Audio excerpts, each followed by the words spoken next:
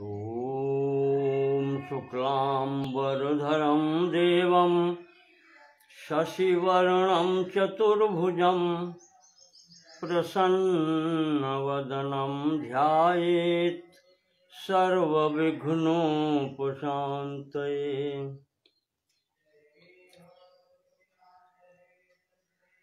ॐ यत्कृपालवमात्रेण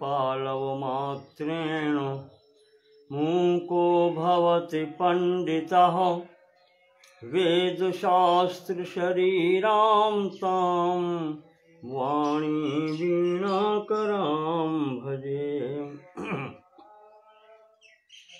योगेन चित्तस्य पदेन वाचां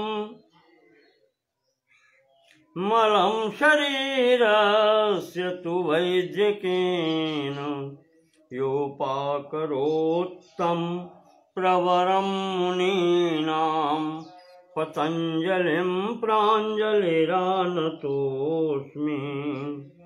ॐ पूर्णमदः पूर्णमिदं पूर्णात् पूर्णमुदच्यते पूर्णस्य पूर्णमादाय पूर्णमेवावशिष्यते।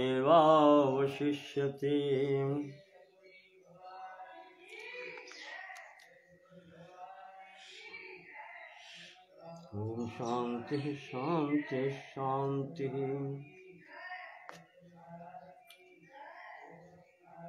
अभी तक पिछले भागों में योग दर्शन के समाजपाद के अंतर्गत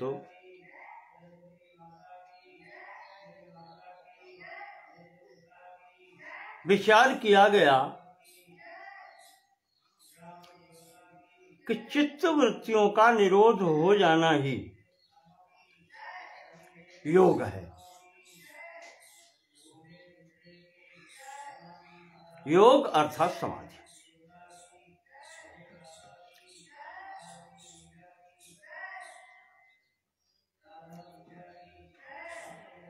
चित्त की वृत्तियां बतलाई गई,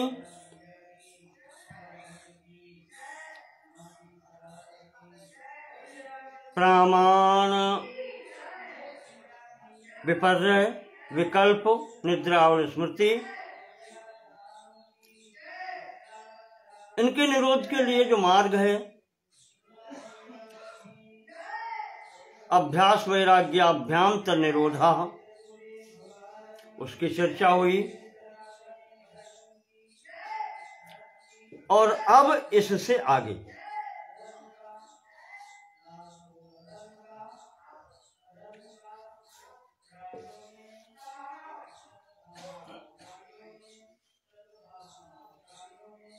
चित्त वृत्तियों का निरोध हो गया,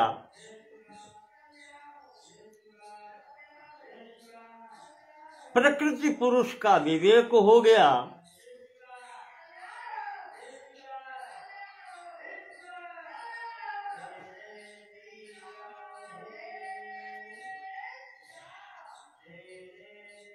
तब आगे क्या होता है उसके संबंध में चर्चा होती है।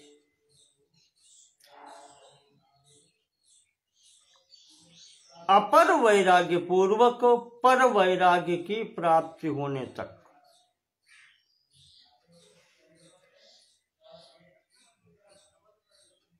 वशीकार संज्ञा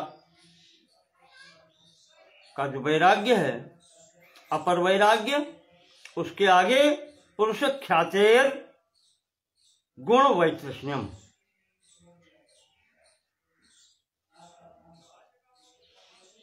त्रिगुणात्मक जो विषय आदि हैं, दृष्ट अनुश्रविक सभी देखे हुए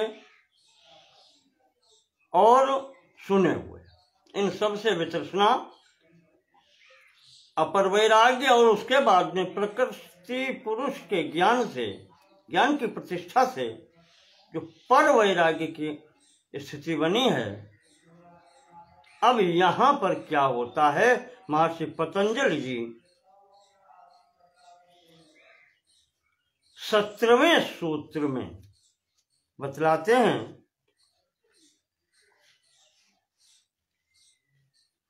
वितर्क विचारानंदास्मिता रूपानुगमात् संप्रज्ञातः।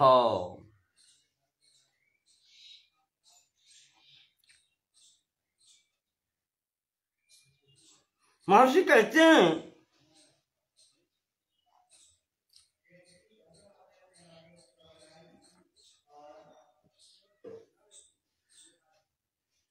कि वितर्क, विचार, आनंद और अस्मिता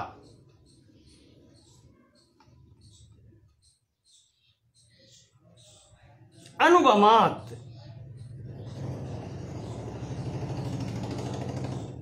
इनके साथ में जो चित्तवृत्तियों का निरोध है वह प्रकृति पुरुष विवेक तक पहुंचते समय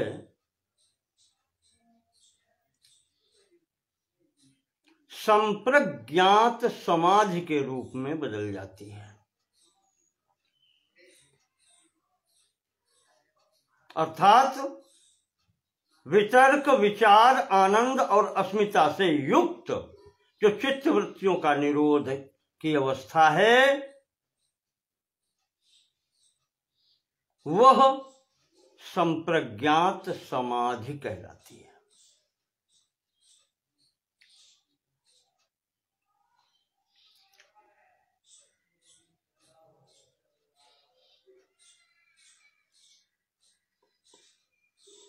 यहां विशेष बात यह है, अब ये शब्द जो भारी भरकम प्रयोग किए हैं, वितर्क, विचार, आनंद, अस्मिता,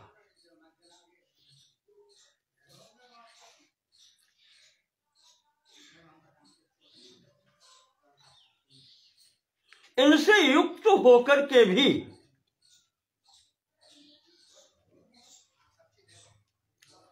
जो अपर वैराग्य से पर वैराग्य की तरफ पहुंचते हैं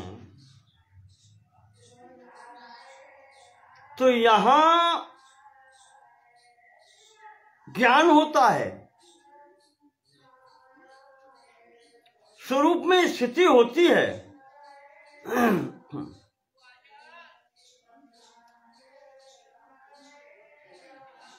पर यहां पर जो संस्कार बने रहते हैं,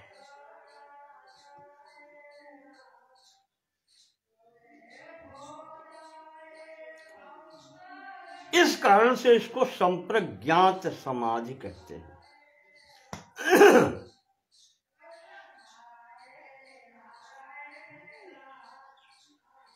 प्रज्ञात, पहले कहें ज्ञात, फिर प्रज्ञात और फिर संप्रज्ञात।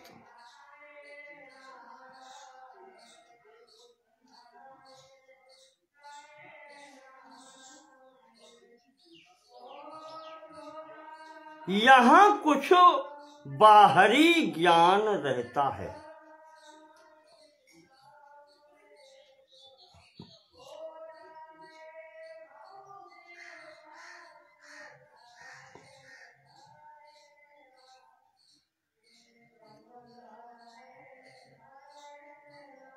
आपको बताया था ये मार्ग, योग मार्ग जो है, पहले बता चुके आपको कि ये सालंबन होता है, और सांख्य का मार्ग निरालंबन वाला है, ज्ञान मार्ग, और ये उसका क्रियात्मक मार्ग है, योग। तो इसमें सालंबन होता है, कुछ आलंबन होता है। तो आलंबन होने के कारण कुछ सहारा हो, आलंबन सहारा। जैसे ध्यान करेंगे तो किसका करेंगे? कोई इष्ट देव होगा, उसकी कुछ मूर्ति होगी,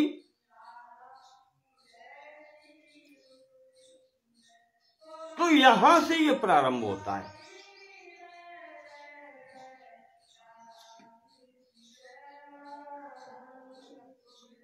और इसकी परिणति इस मार्ग से होते हुए स्थूल से सूक्ष्म और सूक्ष्मतर होते हुए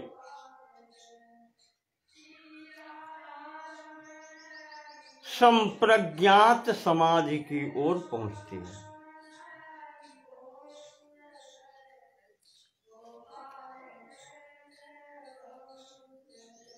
इसमें संस्कारों का बीज बना रहता है।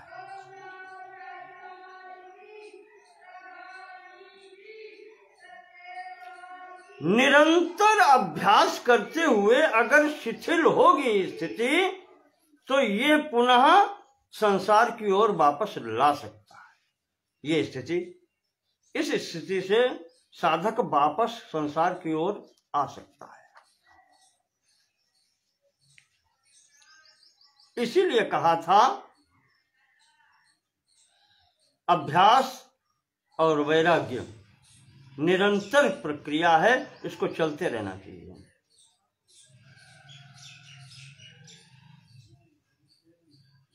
श्रीमद् अध्यात्म रामायण में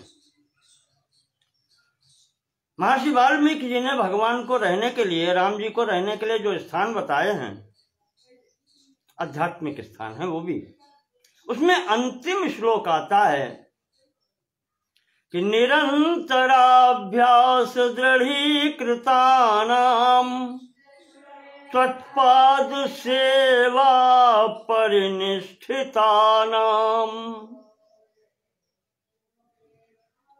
त्वन्नाम कीर्त्या हत कल्मषाणाम सीता समेतस्य गृहं हृदब्जे।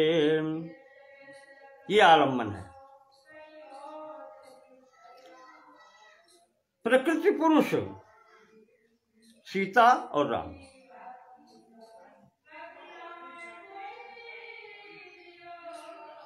निरंतर अभ्यास को दृढ़ करते हुए, इसमें निरंतर अभ्यास दृढ़ीकृतानाम, निरंतर अभ्यास के द्वारा इसमें चित्त को स्थिर किया जाता है। तत्पाद सेवा परिनिष्ठितानाम, और वो अर्चा मार्ग है तो सेवा करते हुए, त्वन्नाम कीर्त्या जपाद करते हुए, हत कल्मषाणाम, जब कल्मष धुल जाते हैं, चित्त निर्मल हो जाता है, ऐसे चित्त में सीता समेत गृहं हृदब्जे, आप सीता के समेत फिर रहते हैं, अर्थात आपके दर्शन होते हैं, अर्थात पुरुष ख्यातेर विषय वैतृष्ण्यम, प्रकृति पुरुष दोनों जब स्थित होते हैं, दोनों की पहचान हो जाती है। तब जो तीनों गुणों से संबंधित जो तृष्णाएं होती हैं, इस लोक की, परलोक की, दृष्टि की और अनुश्रविक की, देखे हुए की और सुने हुए की, समस्त भोग राशि से वैराग्य हो जाता है।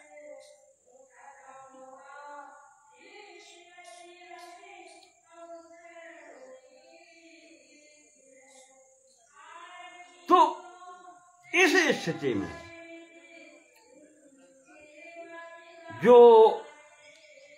जब चित्त होता है, तब उसे संप्रज्ञात समाधि की प्राप्ति होती है। आप यहां देखते हैं कि प्रकृति उसका ज्ञान रहता है,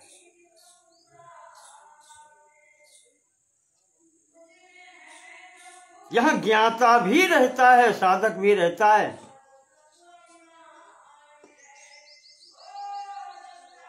ज्ञान भी हाँ, तो बताया कि यहां पर ज्ञाता, ज्ञान और ज्ञेय की अनुभूति रहती है।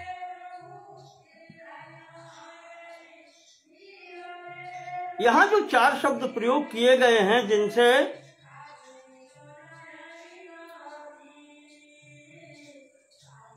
संप्रज्ञात समाधि तक पहुंचते हैं, उसमें प्रथम है वितर्क।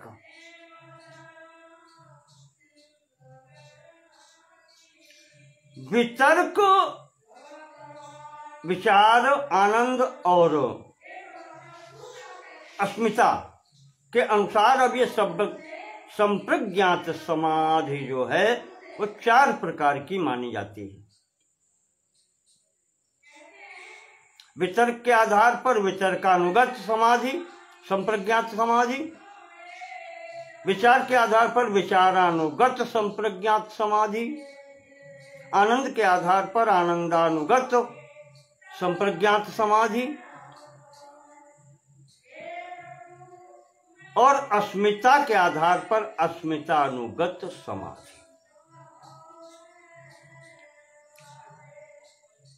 या अस्मितानुगत संप्रज्ञात समाधि। इस संप्रज्ञात को विद्वान समापत्ति भी बोलते हैं। कहीं कहीं महापुरुषों ने इसको संप्रज्ञात को समापत्ति भी कहा है।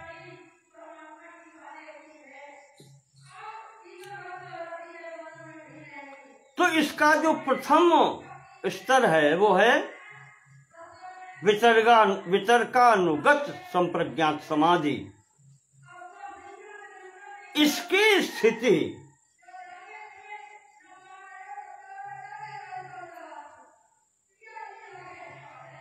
स्थूल स्थिति से प्रारंभ होती है।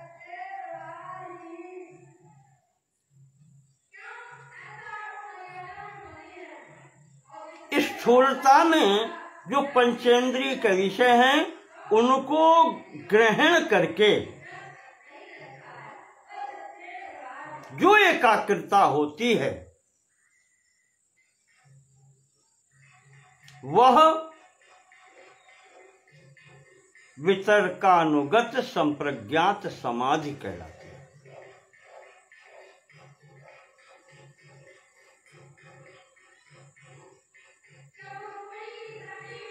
जब यहां पर वो योगी, वो साधक एकाग्र होने लगता है, एकाग्रता उसकी दृढ़ होने लगती है, तब इसके आगे जो स्थिति आती है वो है विचारानुगत संप्रज्ञात समाधि। उस एकाग्रता में साधक स्थूल विषयों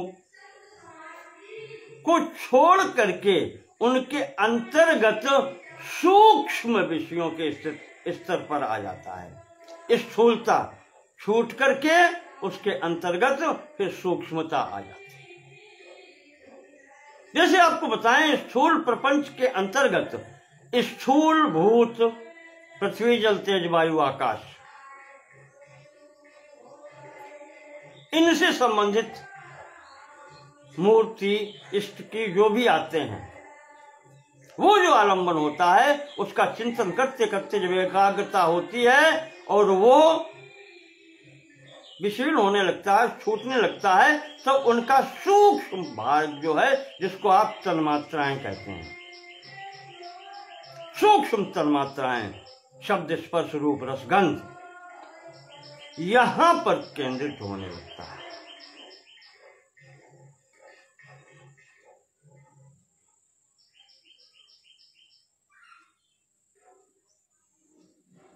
इस स्थिति में पहुंचने पर जो समाधि की स्तर बनता है वो होता है विचारानुगत संप्रज्ञात समाधि। ध्यान से समझिएगा इसको। स्थूल भूतों से निर्मित वस्तु का आलंबन लेकर के उस पर एकाग्र होना वितर्कानुगत संप्रज्ञात समाधि, और उसके बाद में उसमें से और एकाग्र होते हैं तो स्थूलता हट करके सूक्ष्मता पर जब ध्यान केंद्रित होता है, जब चित्त केंद्रित होता है, तो वो जो भावना होती है, वहां पर जो स्थिति प्राप्त होती है वो होती है विचारानुगत संप्रज्ञात समाधि।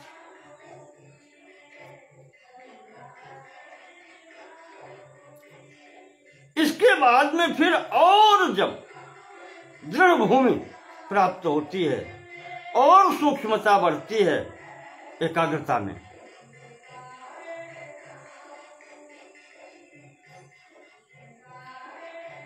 तब सूक्ष्म भूतों का भी निराकरण होता है। तन्मात्राओं का, सूक्ष्म इंद्रियों का, इन सब का जब निराकरण होकर के सत्व अंतःकरण युक्त अहंकार में जब स्थिति पहुंचती है, अंतःकरण, अब सूक्ष्मता जब हटी तो अंतःकरण की ओर बढ़े, इंद्रियां, इंद्रिय ग्राह्य विषय वो जब शांत हुए, पहले स्थूल इंद्रिय ग्राह्य, फिर सूक्ष्म इंद्रिय ग्राह्य, अब अंदर पहुंचे तो अंतःकरण से ग्राह्य विषयों की स्थिति जब मिली तो वहां जाकर के एक विशेष आनंद की अनुभूति होती है। वहां पर जब एकाग्रता होती है कि इंद्रियों के ये सब समाप्त हो जाते हैं और चित्त एकाग्र जब होता है, उस आनंद की अनुभूति में जो समाधि की स्थिति होती है वो आनंदानुगत संप्रज्ञात समाधि कहलाती है। एकाग्रता स्थूल से सूक्ष्म की ओर बढ़ती जा रही है।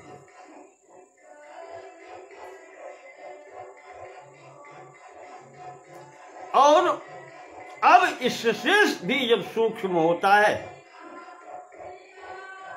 एकाग्रता और सूक्ष्म जब हुए, तब आप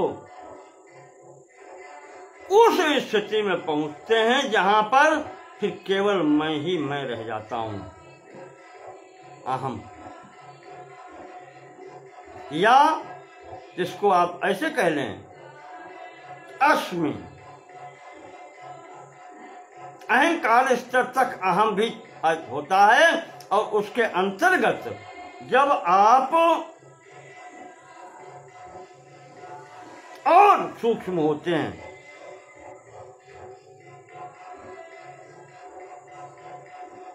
वेदांत से समझें या सांख्य से समझें, जहां पर जड़ चेतन का संसर्ग होता है, जो प्रथम अनुभूति होती है कि यही मैं हूं। गोस्वामी तुलसीदास के शब्दों में जड़ चेतन ही ग्रंथि पड़ गई, यद्यपि मुधा छूटती कठिनाई, यद्यपि मृषा झूठ है नहीं, पर जहां से वो अनुभूति होती है जड़ चेतन के संसर्गात्मक स्थिति, जहां पर प्रकृतेर महत की स्थिति आती है सांख्य दर्शन के अनुसार,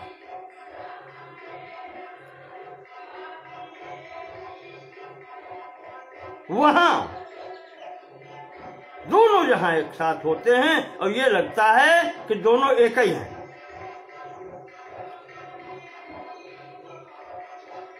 उस स्थिति में जो भाव होता है वो कहलाता है अस्मिता, जहां पर जड़ चेतन इस तरीके से घुल मिल जाते हैं, चेतन अपने को जड़ भावापन मान करके अपने को कर्ता मानने लगता है, और उधर चेतन जड़ अपने को चेतन मान करके और वो अपने को ही सब कुछ मानने लगता है। अभी यहां पर ईश्वर जीव का भेद समाप्त हो जाता है। उस स्थिति को अस्मिता अनुगत संप्रज्ञात समाधि कहते हैं।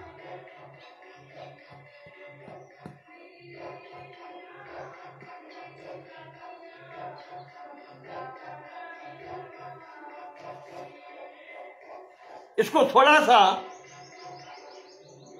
वेदांत के आप जो कोष बताए थे, आप उनसे सहारा लीजिए समझने के लिए।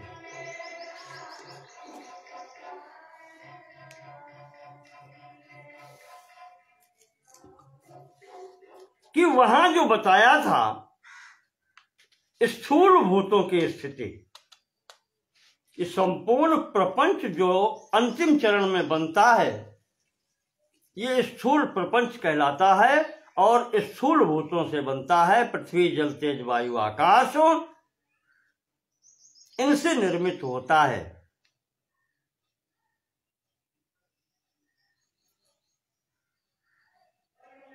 तो इसको आप स्थूल जो मैंने बताया वितर्कानुगत में, वहां क्या होता है, जब अभ्यास वैराग्याभ्याम वो स्थिति बनती है, अभ्यास और वैराग्य से चित्त एकाग्र स्थिर होता है, तो सर्वप्रथम एकाग्रता इस स्थूल प्रपंच या स्थूल विषयों के ऊपर या उस स्थूल मूर्ति पर एकाग्रता होती है, जिसको आप वेदांत की भाषा में, औपनिषदिक भाषा में अन्नमय कोश कहते हैं।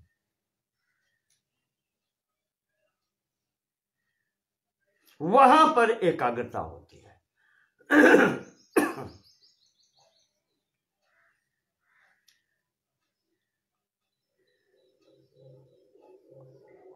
तो जब वहां पर एकाग्रता होती है अभ्यास वैराग्याभ्याम, अभ्यास और वैराग्य से, तो यहां से ये प्रारंभ हो जाता है।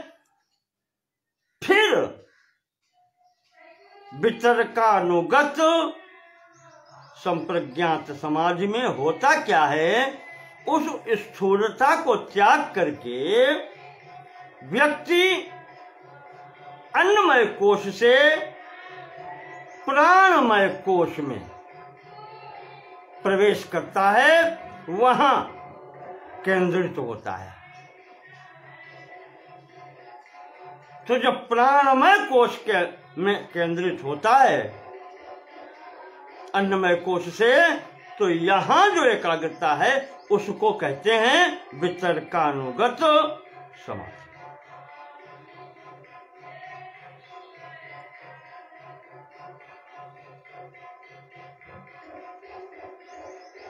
और फिर और सूक्ष्म जब होता है,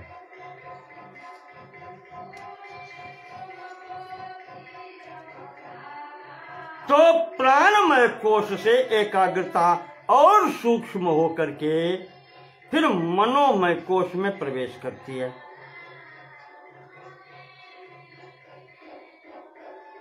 विवरण मैं आपको दे चुका हूं, वहां से देखिए मनोमय कोश में क्या होता है।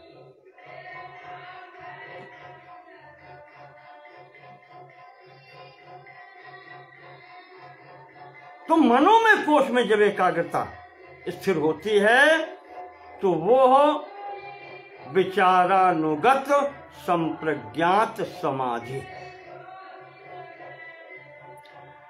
और अब आगे जब और उन्नति करते हैं, आगे और बढ़ते हैं, यहां न शांत होकर के और जब एकाग्र होते हैं, तो मनोमय कोश से एकाग्रता और सूक्ष्म होकर के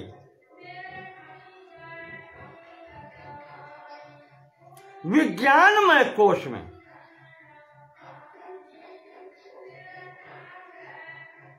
होती है।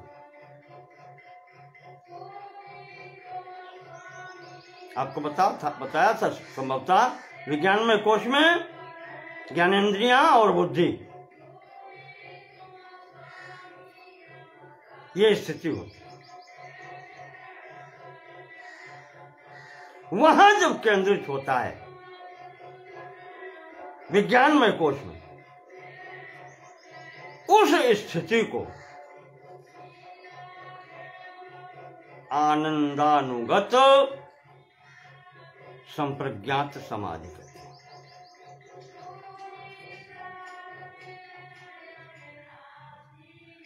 और यह और आगे जब बढ़ती है अगली सीढ़ी में और एकाग्रता जब होती है तो वो विज्ञानमय कोश के भी अंतर्गत और सूक्ष्म जो है आनंदमय कोश में जब एकाग्रता होती है जाकर के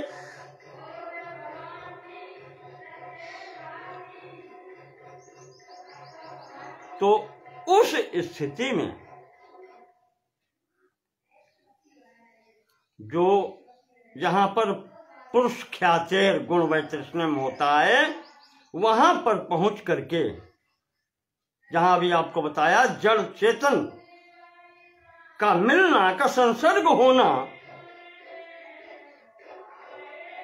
ये प्रथम स्थिति जहां बनती है सृष्टि की, जहां पर चैतन्य में कर्ता का भाव आता है और जड़ में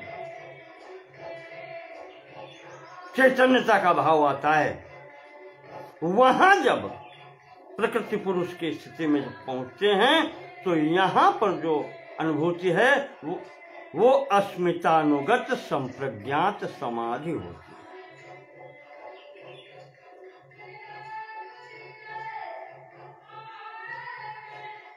अब देखें यहां पर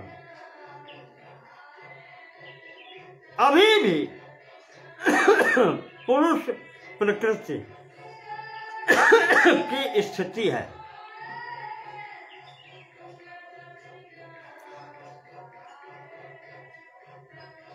इसीलिए इसको संप्रज्ञात समाधि कहते हैं कि यहां पर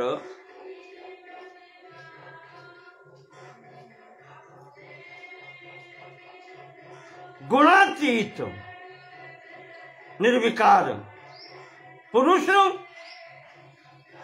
और सगुण दोनों हैं। यहां तक स्थिति दोनों की है। तो यहां पर ज्ञान के अंतर्गत ज्ञाता ज्ञान और ज्ञे ये रहते हैं। यत्र ज्ञायते किंचित, जहां पर ये भाव रहता है कि मैं जान रहा हूं, वो स्थिति संप्रज्ञात समाधि कहलाती है।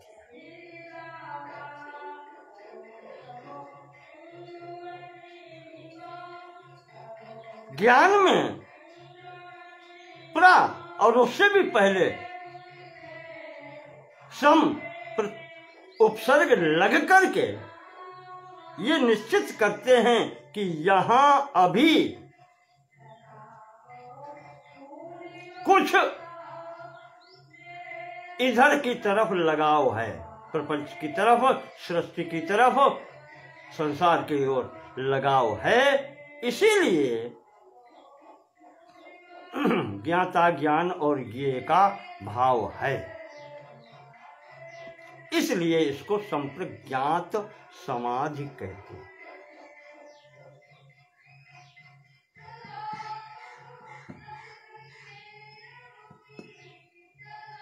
तो अब ये यहां पर संप्रज्ञात समाधि चार प्रकार की हो गई। ये चारों समाधियां हैं और संप्रज्ञात की प्रथम अवस्था, द्वितीय अवस्था, तृतीय और चतुर्थ अवस्था है। वितर्कानुगत प्रथम अवस्था, विचारानुगत द्वितीय अवस्था, आनंदानुगत तृतीय अवस्था और अस्मितानुगत चतुर्थ अवस्था।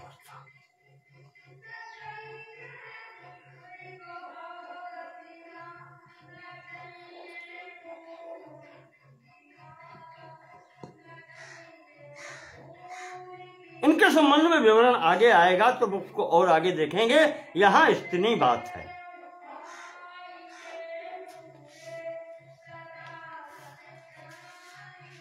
इसको इस प्रकार से समझना चाहिए।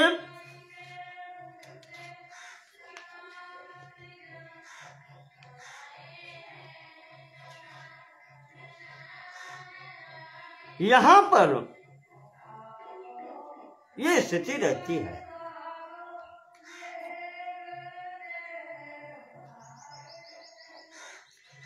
विषय है, आलम्बन है, पर स्थूलता से सूक्ष्मता की ओर चल रहे हैं।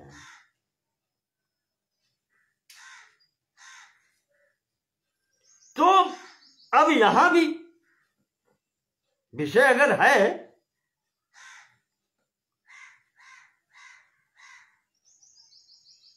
तो विषय के संबंध में तीन भाव आते हैं। प्रारंभ करते हैं तो जो भाव आता है स्थूल, यहां से प्रारंभ करते हैं, स्थूलता से अन्नमय कोश से प्राणमय कोश की ओर चलते हैं, तो चाहे उसे इष्ट का ध्यान कह लें, आलम्बन होता है। तो मार्ग जो बताया है ये कहलाता है ग्राह्य। ग्रहण किया हुआ, ग्रहण करने योग्य कह लें उसको ग्राह्य। और जब प्राणमय कोश से मनोमय में चलते हैं तो यहां भी ग्राह्य है अभी।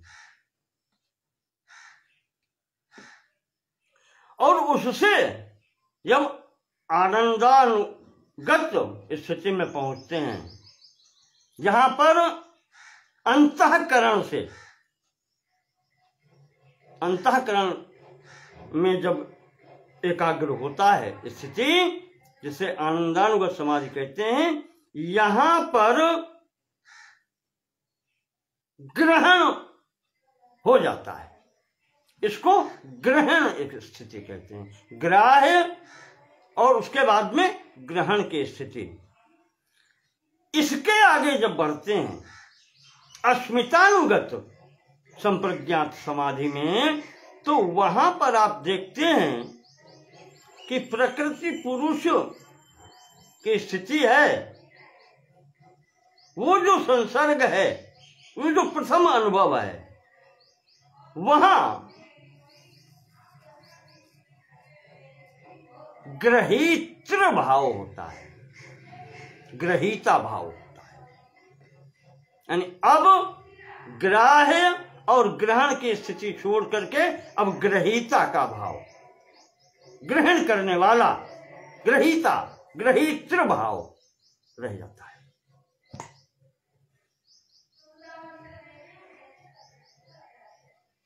थोड़ा सा सूक्ष्म करते हैं इसको।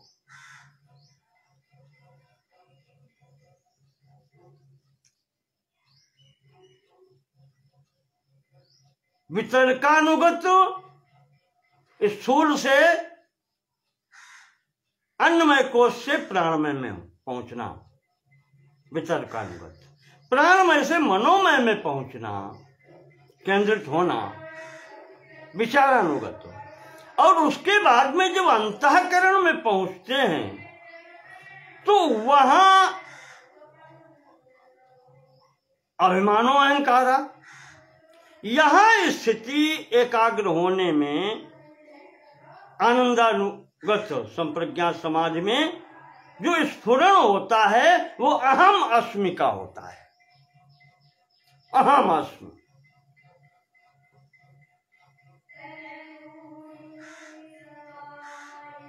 क्या अहंकार है, प्रत्यय महत्व और महत्व से अहंकार। तो यहां अनुभूति जो होती है आनंदानुगत संप्रज्ञात समाधि में, वो अहम अस्मि की होती है।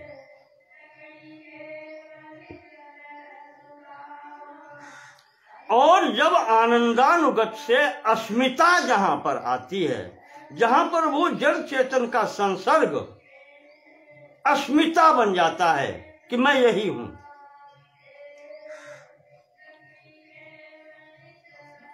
चैतन्यता में कर्ता भाव आता है, जबकि वो निष्क्रिय, निर्बद्ध, निरंजन, निर्विकल्प है। और इधर जड़ में ये भाव आता है ज्ञान स्फुरण, चैतन्यता का भाव कि मैं कुछ कर सकता हूं। ये जो ग्रंथि बनती है, जड़ चेतन का संसर्ग का प्रथम चरण जो होता है, वहां पहुंचने पर जो अस्मितानुगत संप्रज्ञात समाज के अंदर स्फूर्ति होती है, वो केवल अस्मि रह जाता है। यहां अहंकार नहीं है। अभी प्रकृति महत, जो महत की स्थिति है, जहां पर प्रकृति पुरुष संसर्गित होकर के दोनों एक साथ एकत्व का, जहां पर एकत्व का आभास हो रहा है, एक ही है, यद्यपि दोनों हैं, पर ये संसर्ग इतना घनिष्ठ है कि वो दोनों को मिलकर के एक ही अनुभूति हो रही है। यह कहलाता है अस्मिता भाव। मैं भी कुछ हूं, ये अस्मिता। वैसे तो लौकिक में तो ये अहंकार हो गया, पर वहां से जिसके अंदर कोई विकार नहीं था, उसके अंदर विकार हुआ, और जो संपूर्ण रूप से विकारी है, त्रिगुणात्मक है, उसके अंदर चैतन्य भाव। ये दोनों मिलकर के ऐसे एक होते हैं कि लगता ही नहीं दो है, वो अस्मिता भाव है। वहां केवल अस्मि रह जाता है। अंतःकरण की प्रधानता में अहम अस्मि, और उससे पहले की अवस्था में महत, प्रकृतेर महत, महत की अवस्था में जहां जड़ चेतन का संसर्ग है, वहां केवल भाव जो स्फूर्ति का रह जाता है, वो अस्मि का रह जाता है। अब आप यहां ध्यान दीजिए कि पर वैराग्य में अभी यह स्थिति है।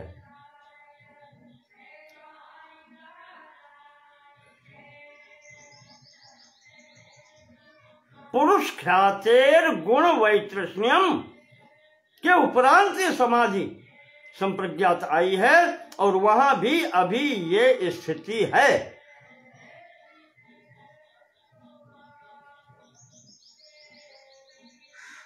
स्तर के अनुसार 4 प्रकार के स्तर बन गए। वितर्कानुगत, विचारानुगत, आनंदानुगत और अस्मितानुगत संप्रज्ञात समाधियां।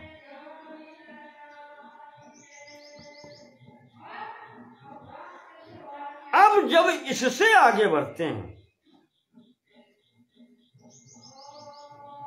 तो महर्षि पतंजलि कहते हैं, विराम प्रत्याभ्यास पूर्व संस्कार शेषो न्यः।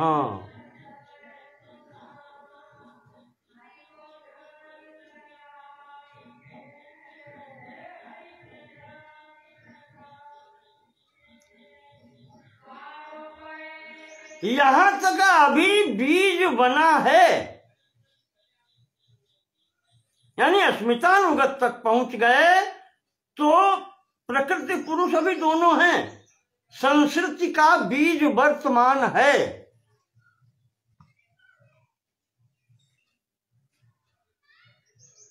इसलिए इसको सबीज समाधि भी कहा जाता है। सबीज समाधि।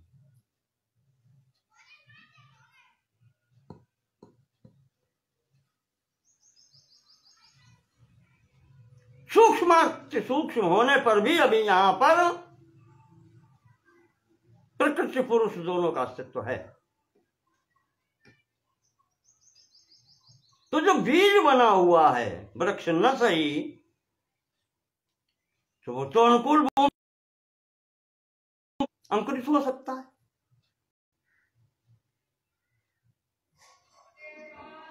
तो संप्रज्ञात समाधि की चरम अवस्था में अस्मितानुगत संप्रज्ञात समाज में अभी भी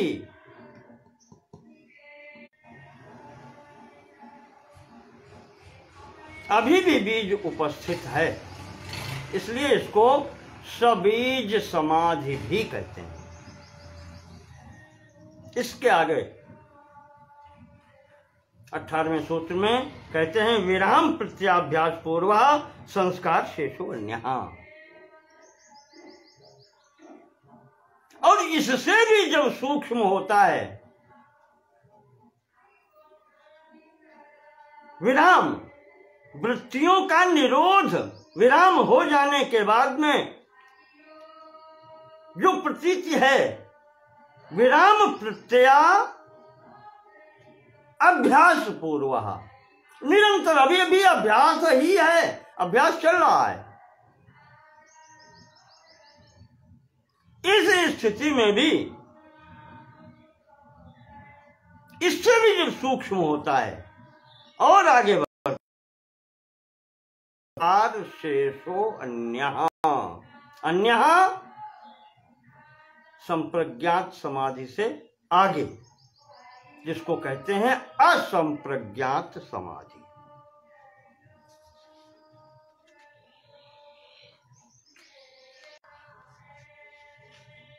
जहां पर चित्त वृत्तियों का निरोध हुआ है और वो अभ्यास में भी है, और उस स्थिति में, निरंतर अभ्यास की स्थिति में, जब ये अस्मि का भाव भी समापन की स्थिति पर होता है हूं का, तो वो जहां पर केवल संस्कार मात्र शेष रह जाते हैं,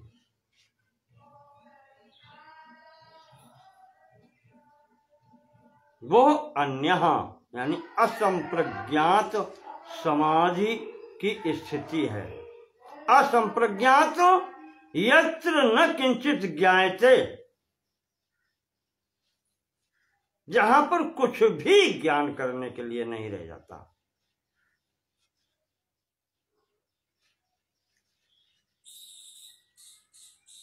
जहां पर केवल ज्ञाता मात्र शेष रह जाता है, न ज्ञेय और न ज्ञान। त्रिपुटी समाप्त होकर के ज्ञाता मात्र जहां पर शेष रहे,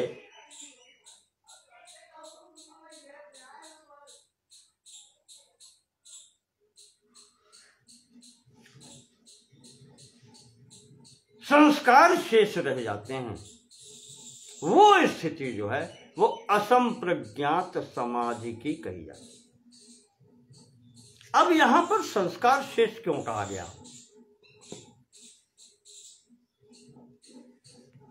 क्योंकि यहां पर दो प्रकार की स्थिति होती है।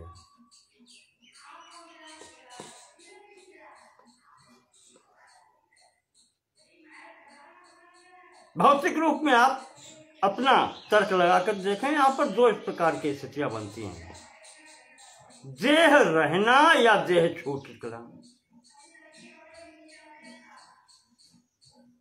देह का रहना या देह का छूटना।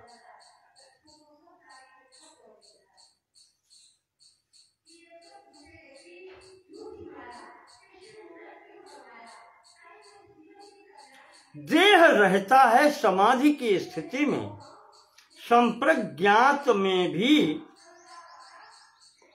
ये स्थिति रहती है। लगी समाधि अखंड अपारा, शंकर सहज स्वरूप समारा। सहज स्वरूप, स्वस्वरूपानुसंधानम, अपने स्वरूप में जहां पर होने पर भी लगी समाधि अखंड अपार, अखंड समाधि, अपार समाधि। और फिर भी यहां से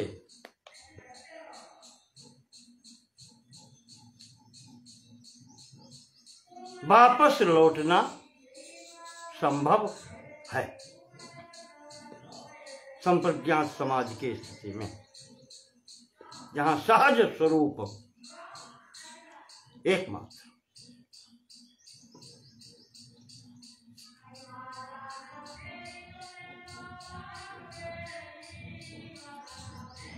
तजो समाधि शंभु अविनाशी, शिव जी ने समाधि का त्याग किया।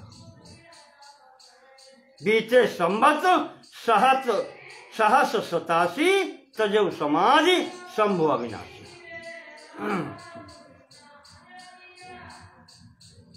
असंप्रज्ञात समाधि से वापस आने का मार्ग है।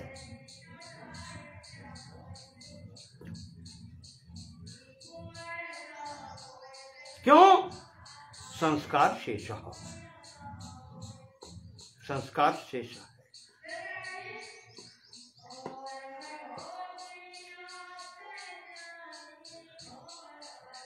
यहां पर वैराग्य का भी साथ में अभ्यास है, फिर भी यह स्थिति है। संप्रज्ञात समाधि से आगे बढ़ते हैं, असंप्रज्ञात पर पहुंचते हैं, जहां पर इसको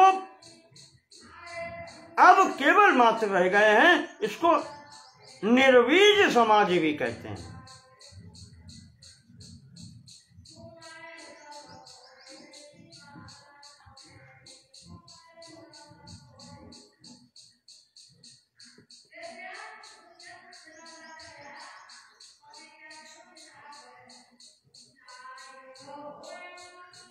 तो असंप्रज्ञात में जानते हैं क्या होता है? उसमें होता है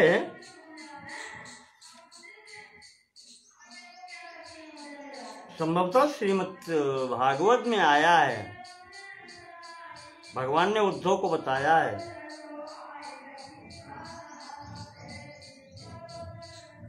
कि त्यज धर्मम अधर्मम च, कर्तव्य अकर्तव्य सब छोड़ देना, उभे सत्यानृते त्यज, और सत्य और अनृत, सच और झूठ सब छोड़ देना। झूठ, पहले झूठ छोड़ना होता है, अधर्म छोड़ना होता है, वो सत्य के द्वारा होता है, वो धर्म के द्वारा अधर्म छोड़ना, सत्य के द्वारा असत्य छोड़ना, और उसके बाद में फिर वो स्थिति आती है कि उभय त्याज, दोनों छोड़ना। कांटे से कांटा निकाल करके दोनों कांटों का परित्याग कर देना। उभय सत्यान्ते त्यक्त्वा येन त्यजसि, जिसके द्वारा इन दोनों को भी छोड़ा है, उस भावना को भी छोड़ देना। उभय सत्यान्ते या धर्माधर्म त्यक्त्वा येन त्यजसि तत्यज, उस भावना का भी त्याग कर देना।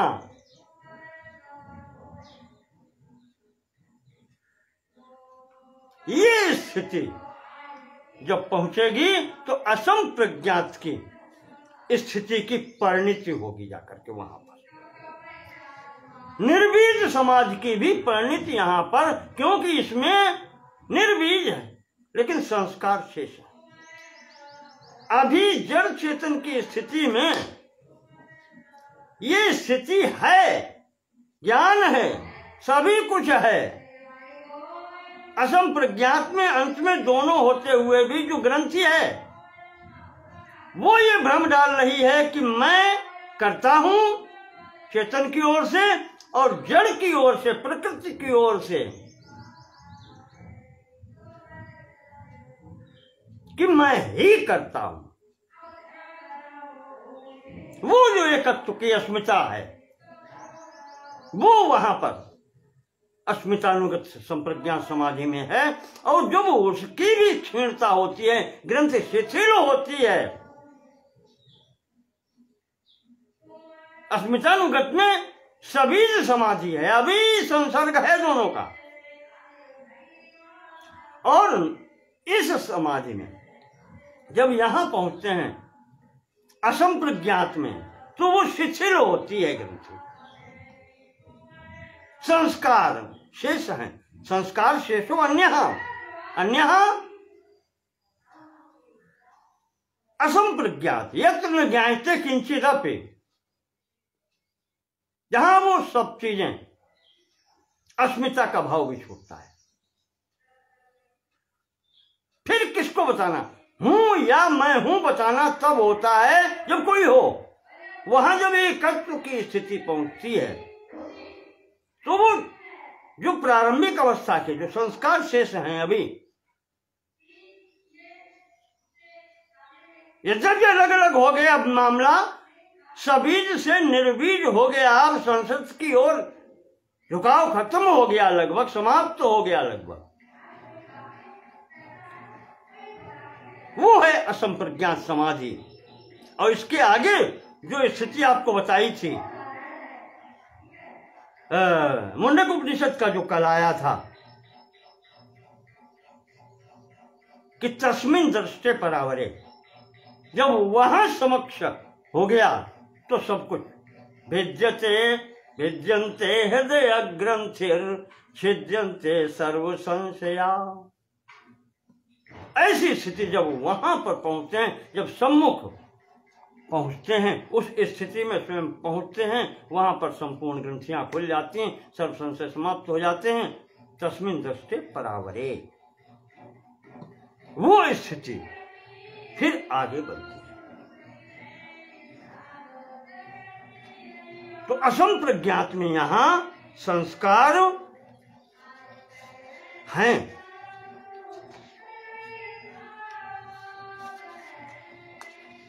इसके विषय में जो आगे आएगा देखेंगे उसको। अब यहां पर अगला सूत्र में महर्षि कह रहे हैं कि भाव प्रत्ययो विदेह प्रकृति लया नाम।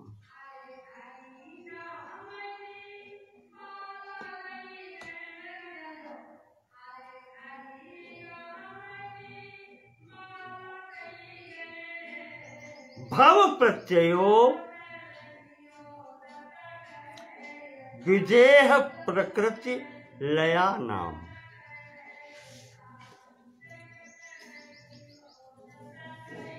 यहां पर असंप्रज्ञात समाधि के दो स्थितियां आती हैं।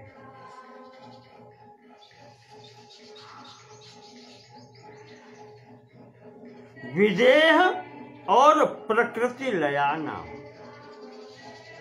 एक स्थिति मैंने अभी आपको बताई थी कि शंकर साहब स्वरूप समारा लाग समाधि अखंड अपारा, और फिर अंत में बीते संवत 87 तजे समाधि शंभु अविनाशी। ये स्थिति है भाव प्रत्यय की।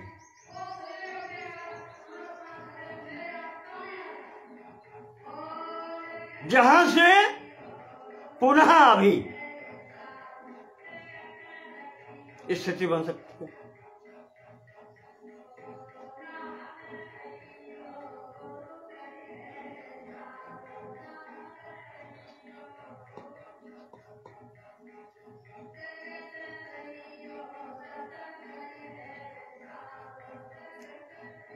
विदेह प्रकृति लया नाम।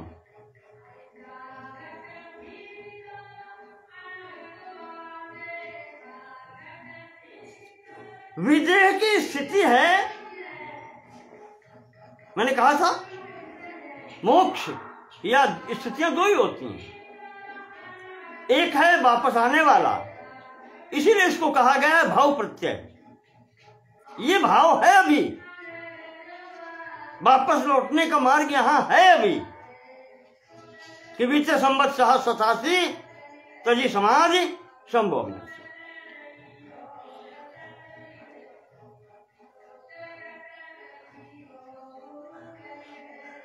शरीर जा सकता है, विदेह भान नहीं है शरीर का, पर वापसी हो सकती है। जैसे जनक जी विदेह कहे गए हैं, शरीर का भान नहीं है, वह कार्य सब होते हैं। यह भी संप्रज्ञात समाधि की एक स्थिति है। और प्रकृति लया नाम जो दूसरी स्थिति है, उसमें क्या है कि प्रकृति का लय हो जाना। अब यहां से वापस नहीं। जब प्रकृति लय हो गई, अपनी झलक दिखा करके सामने से हट गई, सांख्य के दर्शन के अनुसार।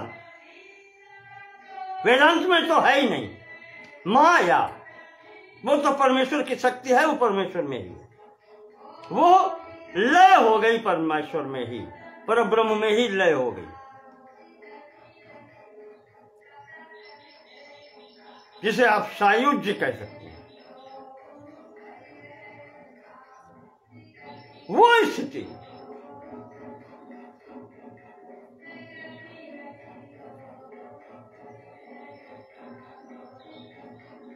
तो यहां पर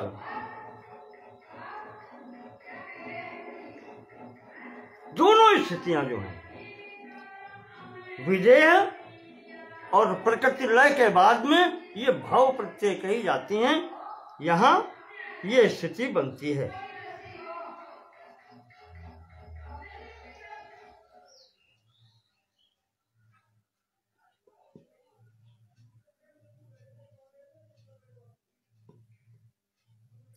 कहते हैं कि ये मृत्यु से पूर्व अगर स्थिति बन जाती है, मैंने इतना ही समझा था यहां पर भाष्यकार कह रहे हैं कि दोनों की स्थितियां, चाहे प्रकृति लय हो और चाहे विदेह की स्थिति हो, इनको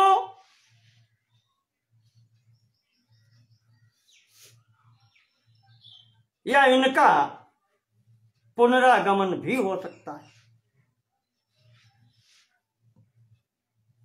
इसीलिए भाव प्रत्यय कहा गया है।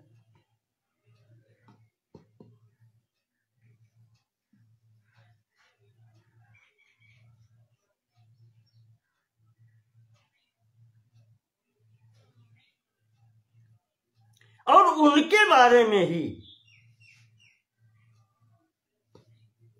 भगवान श्री कृष्ण ने गीता में बतलाया है कि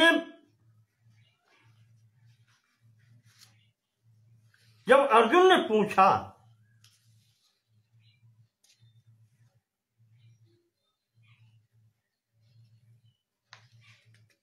कि भगवान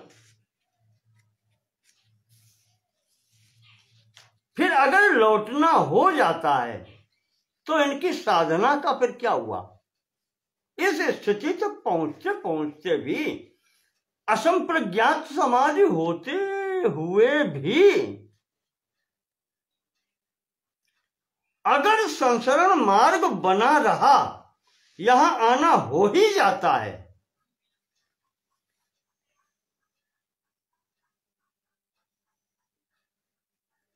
तब फिर इनके स्थिति का क्या बनेगा महाराज? इनकी साधना का क्या हुआ? कोई फल नहीं हुआ।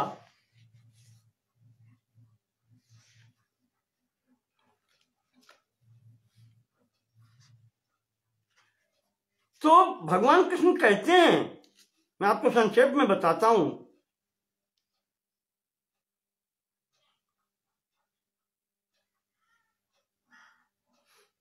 अर्जुन ने कहा है कि आप प्रतिष्ठो महाबाहो विमूढ़ो ब्रह्मणा पथि, उस मार्ग पर जाते हुए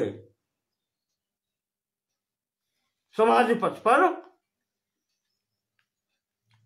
अप्रतिष्ठो, उनकी प्रतिष्ठा अधूरी रह गई।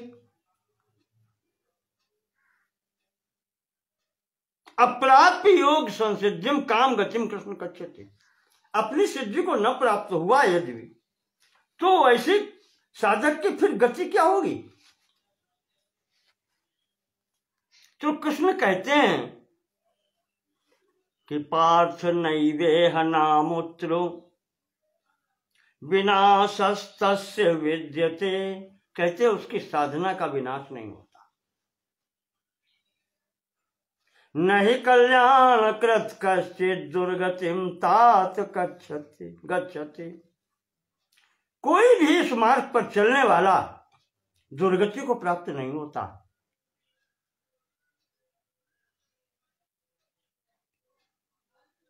फिर होता क्या है?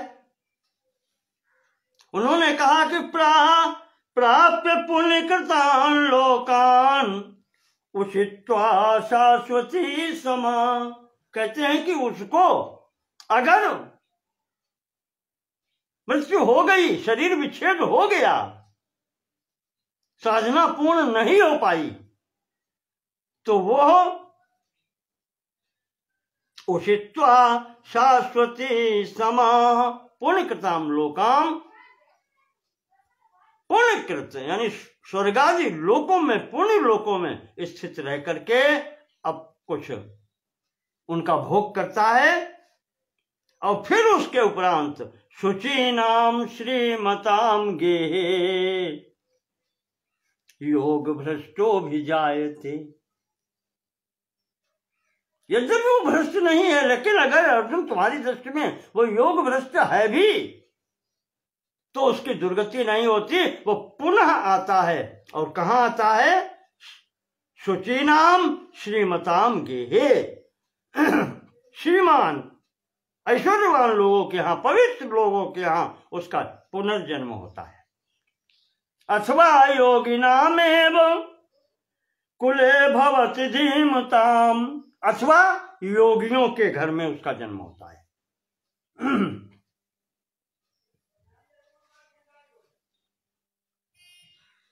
और यहां जन्म लेकर के अर्जुन उसका पिछला साधन व्यर्थ नहीं जाता।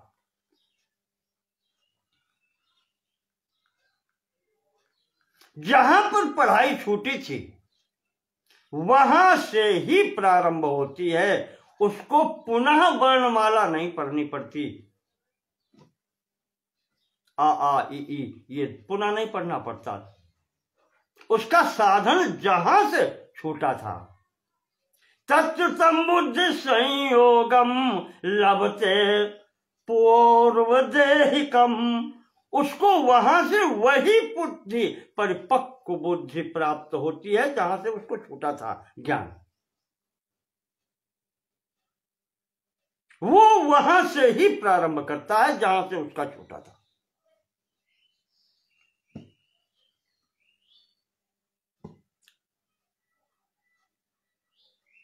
तो ये स्थिति बनती है, तत्तम बुद्धि संयोगम लभते पौर्व देहिकम यत ते ततो भूयः संसिद्धो कुरु नंदन। और वो वहां से ही पुनः प्रारंभ कर देता है अपनी साधना, और फिर अब पूर्ण करता है। कई उदाहरण हैं आपको। प्रहलाद और ध्रुव की अवस्था क्या है? ध्रुव जी के संबंध में तो संभवतः विष्णु पुराण में पूर्व जन्म की कथा दी हुई है कि उत्तम साधक के रूप में अंत में जरा सा एक राजकुमार से मित्रता थी, और अंतिम स्थिति में ये विचार आ गया कि अगर मैं भी राजा होता तो ऐसे ही होता वैभव। यहां से स्खलन हो गया। और दूसरे जन्म में, अगले जन्म में क्या हुआ? महाराज उत्तानपाद के घर में पुत्र रूप में शरीर प्राप्त हुआ, प्रथम सम्राट स्वयंभू मन के कुल में। और यहां वो स्थिति बनी कि 5 साल की आयु में भगवत प्राप्ति हो गई, सिद्धि प्राप्त हो गई। प्रहलाद जी का देखिए, वामदेव जी को तो कहा जाता है, भगवान शंकर के अवतार ही कहे जाते हैं, कहते हैं उन्हें गर्भ में ही सिद्धि प्राप्त हो गई, जन्म भी नहीं हो पाया, गर्भ में ही सिद्धि प्राप्त हो गई। और जिसमें थोड़ा समय लगा वो उदाहरण भी आप जानते हैं। श्रीमद् भागवत में आप जड़ भरत जी का प्रसंग देखें। आप सार्वभौम सम्राट महाराज भरत ने वन में रहते हुए जो तपस्या पूर्व जन्म में की थी, मृग के मोह में पड़ के मार्ग भ्रष्ट हुआ, द्वितीय जन्म बीत गया, देखो समय लग गया। मृग योनि मिली और तृतीय जन्म में चरम देह द्विज के नृप पाई। चरम शरीर प्राप्त हुआ, ब्राह्मण शरीर प्राप्त हुआ। योगी नाम कुले हारे पिता पढ़ाई पढ़ाई, पिता भी इतने बड़े योगी नहीं हुए, वो पहचान नहीं पाए पुत्र को, और महाराज ने जड़ भरत स्वरूप में साधना करके और सिद्धि पाई।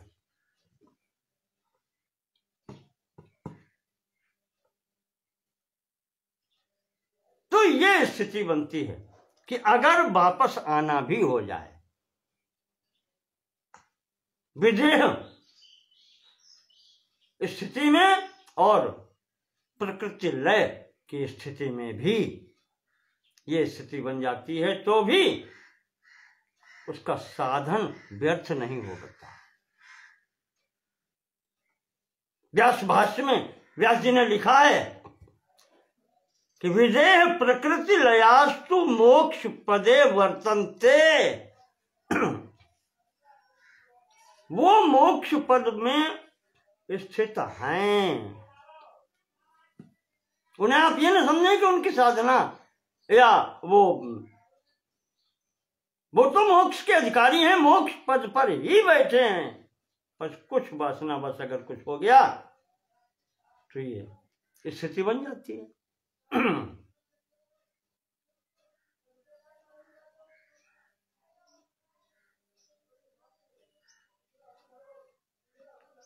अगले सूत्र में महर्षि पतंजलि कहते हैं कि जिनकी ये स्थिति नहीं है,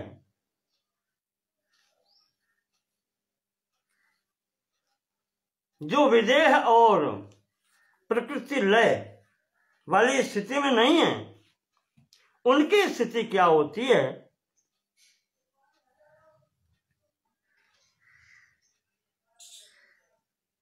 उन्हें अभी और उपाय करने होते हैं। जैसे यहां पर भव प्रत्यय कहा गया है, भाष्यकार ने यहां पर, व्यास जी ने भी भोजवृत्ति के भी वो उपाय प्रत्यय कहते हैं उसको। यहां भव प्रत्यय ये इनका इधर से आना हो जाता है, और वो उपाय प्रत्यय कहा जाता है, यानी वो अभी मार्ग में।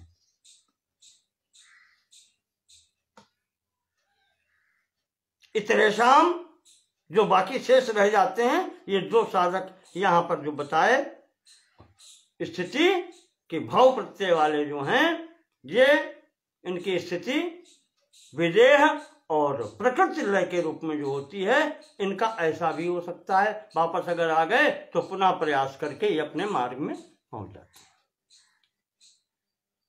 दूसरे जो हैं उनके लिए लिखा है श्रद्धा वीर स्मृति समाधि प्रज्ञा पूर्वक इतरेशम। श्रद्धा वीर्य स्मृति समाधि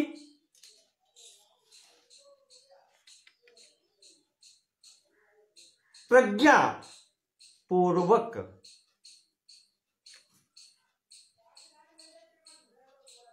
समाधि में जो पीछे वाली संप्रज्ञात और प्रज्ञा पूर्वक, इसमें भी समाधि अगर आप जोड़ लें प्रज्ञा पूर्वक को समाधि, तो ये असंप्रज्ञात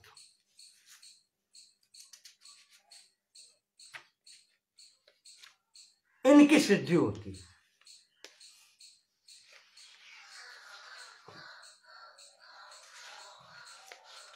बीसवां सूत्र है।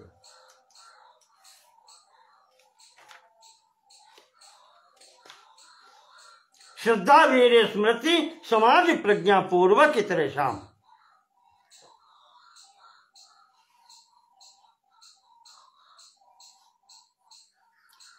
इतरेशम जो भव और प्रकृति वाले नहीं हैं, उनकी स्थिति जो है, वे दूसरे प्रकार के जो योगी हैं, उनकी जो असंप्रज्ञात समाधि है,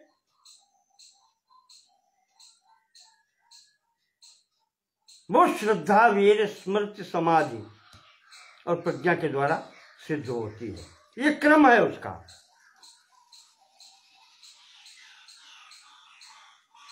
इस मार्ग से चलना होता है। पहले श्रद्धा, आदौ श्रद्धा, वीर्य, ओज, उत्साह की बात आती है। आदौ श्रद्धा, श्रद्धा हुई उस मार्ग में, आचार्यों को उपदेश सुने, सत्संग हुआ, उसमें अभिरुचि हुई,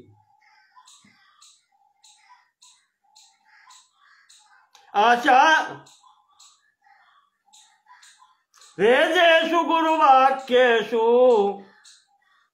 आचार्य भगवत पाद ने विवेक चूड़ामणि में लिखा है, आचार्य श्रुति वाक्येषु सत्य बुद्ध्यावधारणा सा श्रद्धा कथिता सद्भिर यया वस्तु उपलभ्यते। सर्वप्रथम आती है श्रद्धा।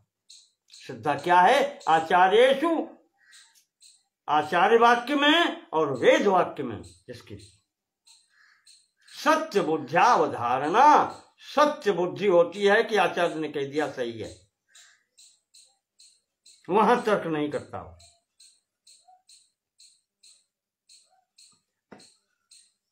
वेद में जो विहित मार्ग है, श्रद्धा का मतलब ही होता है कि सो अनन्य, अनन्यता उसके गुरु के प्रति और शास्त्र के प्रति है, वो श्रद्धा कहलाती है।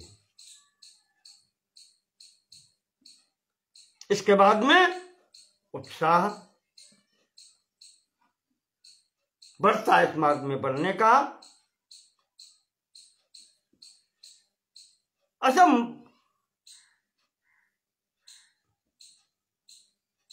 कृपा राम कह जा पर होई, पाऊं दे यह मार्ग सोई। कोई पूर्व संस्कार तो होते हैं, वही भगवत कृपा, अपने कर्म, उस आधार पर, या तो पिछले जन्म का होगा तो श्रद्धा, वीर, स्मृति, स्मृति भी जो है अनुभवों से प्राप्त होती है। मैंने आपको बताया था,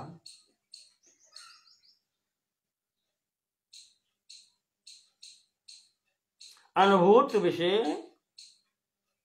असंप्रमोषः स्मृति ही, अनुभव किए गए विषयों को न भूलना, ये स्मृति कहलाती है। उस आधार पर अब जो विषयों का जन्म जन्मांत से भोग कर रहे हैं, उनसे कुछ अनुभव भी तो बनते हैं।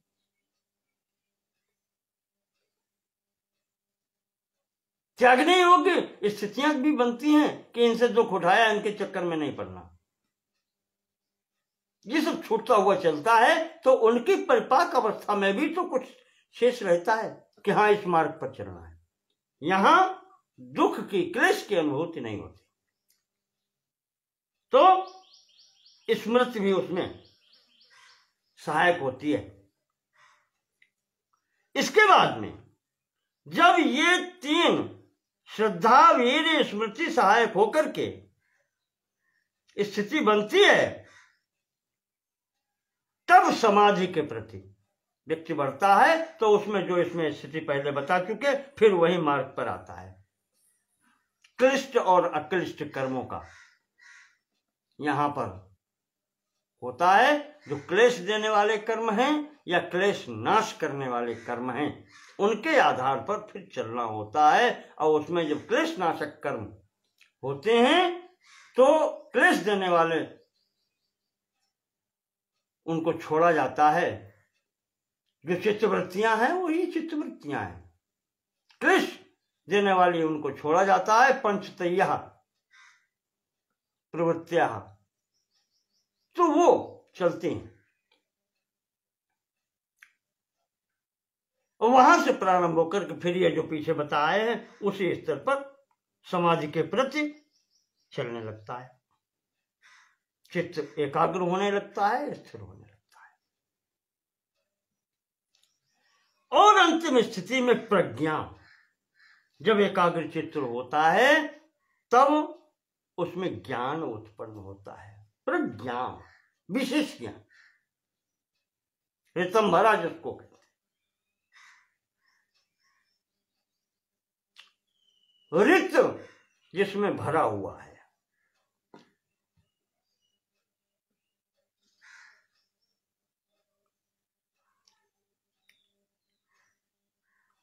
इस प्रकार से वो विवेक पुरुष, प्रकृति विवेक जिससे विशिष्ट ज्ञान जब हो जाता है, चित्त एकाग्र होता है, यथार्थ स्वरूप की जब अनुभूति हो जाती है, तो यहीं पर पहुंचते हैं। कहां? असंप्रज्ञात समाधि पर। दोनों मार्गों के लिए बताया है। वो प्रत्यय वाले भी विदेह और प्रकृति लय वालों के लिए भी अगर वापस आना हुआ तो वहां ऐसे पहुंचना होता है, और इनसे अलग जो हैं तो सीधे मार्ग पर चल रहे हैं, उनके लिए ये मार्ग है श्रद्धा से प्रारंभ करके वो इस तरीके से मार्ग थोड़ा सा घूम करके फिर वहीं आ जाते हैं समाधि वाले मार्ग में, और आकर के यहाँ पर अपर वैराग्य और पर वैराग्य से होते हुए संप्रज्ञात समाधि में पहुंच जाते हैं।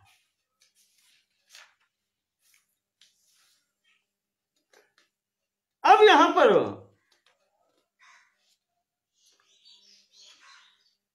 महर्षि कहते हैं कि अब वहां जैसा वेग हो, व्यक्ति का वेग अधिक होता है तो लक्ष्य पर जल्दी पहुंच जाता है, शीघ्र पहुंच जाता है। तो तीव्र संवेगानाम आसन्न, 21वां सूत्र कहता है कि जिनकी साधना तेज है, तीव्र है, उसे लक्ष्य शीघ्र प्राप्त हो जाता है। समाधि लाभ तुरंत होता है, किसी को तुरंत होता है और किसी को समय लगता है।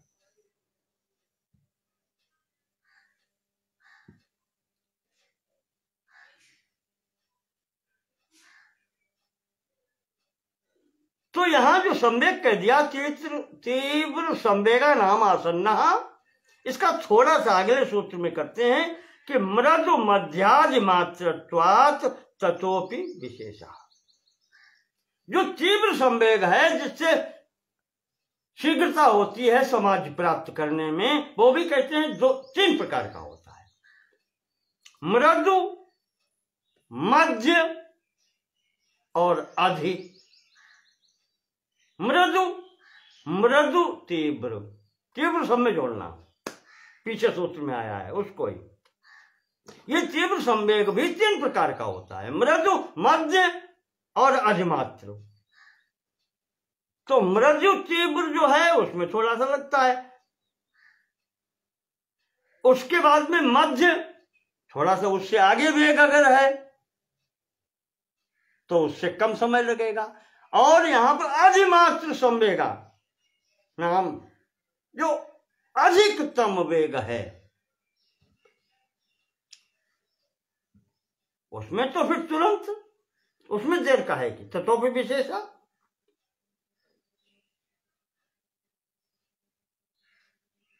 विशेष लाभ उसको मिलता है। तीव्र में भी अधिमात्र विशेष, अधिमात्र जो तीव्र है उसके लिए विशेषा, उसको विशेष लाभ होता है।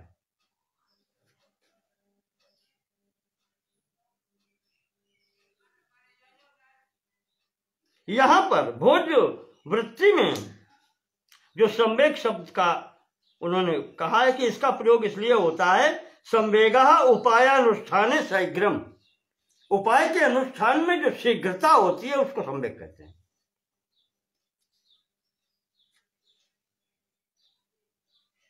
संवेगः क्रिया हेतुर दृढ़तरः संस्कारः, उसे भी संवेग कहते हैं।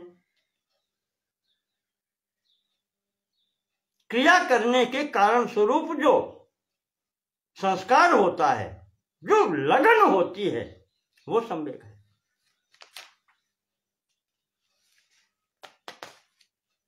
इस प्रकार से आज हम यहां इसको यहीं स्थगित करेंगे 22वें सूत्र पर।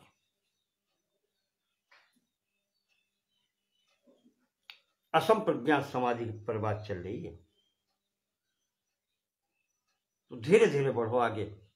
नहीं तो समझने में भी कठिनाई होती है। और मैं भी कोई ईश्वर नहीं हूं, समझाने में भी थोड़ा सा होता है। ईश्वर की कृपा है जो मैं आपके समक्ष कुछ बोल पा रहा हूं।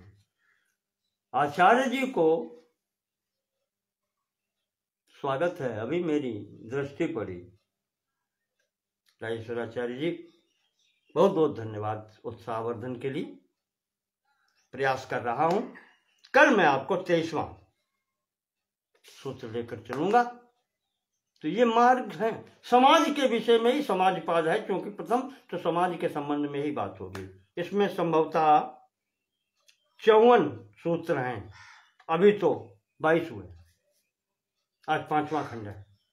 देखते हैं, कोई शीघ्रता नहीं है, उसे शरीर का भरोसा नहीं, चला चली के समय है।